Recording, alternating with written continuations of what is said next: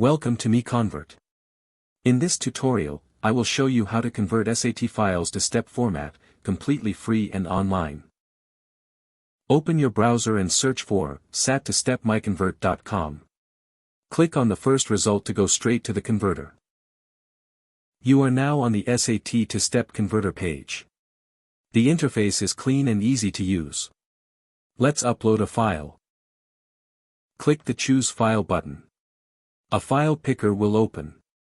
Select the SAT file you want to convert, then click Open. Your file is loaded and ready.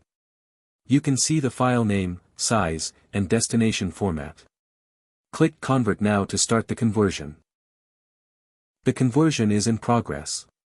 You can see the progress bar moving. This usually takes just a few seconds. Done. Your file has been successfully converted.